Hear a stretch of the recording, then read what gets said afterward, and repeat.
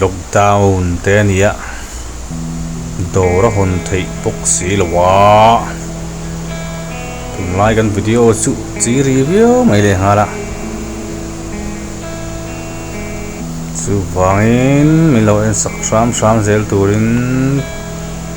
subscriber te kan som cheu ni tuna chuan hei ka fa palu kan me tange a me po ka me thiam to lo zok hian me thei ni ka me lo rei to lu to ka he kan sarkar in up nau rei lu to ka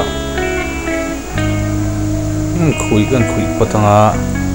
lu me po ka thiam don to man le zir that le fe ngai me thei ni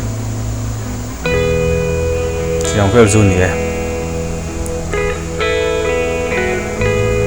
ma sela thu oi taka kan tom im ri pot ka ngai box ya su wangin lu me mamo tak te po inam ve to nga ma sela na ki huna ta na kan tom ima noi khung nau pot nei ka ngai sia an tur sam an tur tlang ze pot ni chu ani lo chuanin downline nga te ni te lo box sia tin kai ni lumet te phei chu anin contact chiang ro pui mai sia mi train khat an ina avakal ve zuai emo dora alut ve zok anti emo chi tipo in khar khip zel langai ve box sia ni lumet phei chu alo bera mi som pa som li in nim hai kan ngai ve box sia tiang vel chu ni box sia chumi ni mek lai chuan a fai saring ngar han ko sak chu bel mong pop ang durio mai box sia masela ti damai nin ven kha a thamio box ya an veng ma support mai la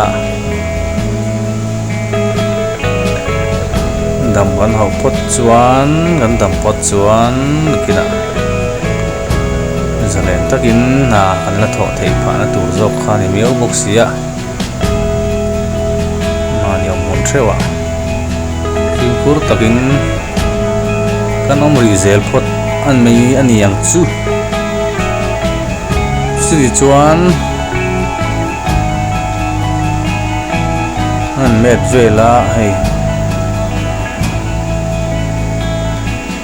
kan putte po lo khong zo to ni nor chot ne khua lum box ya sam noi lu le bet thup mai anor fai har khop mai hei emi sam noi tla hi lu le ya be tlak chuanin arol le rol lo hi hriat thiam hi har ve khop mai zero kan nor ngat phei chon chumi ni bang chuan tian han khui fai le thi ni la sam tla kha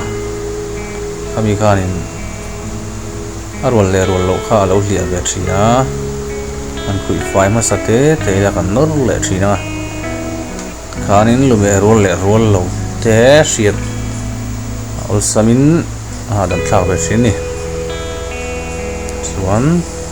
atukum hi dropping kan feita vin tiang vel khan ani channel te milo en saka milo thlir chun zom sak zel turing en cha milo subscribe pa milo like zel turing en cha ni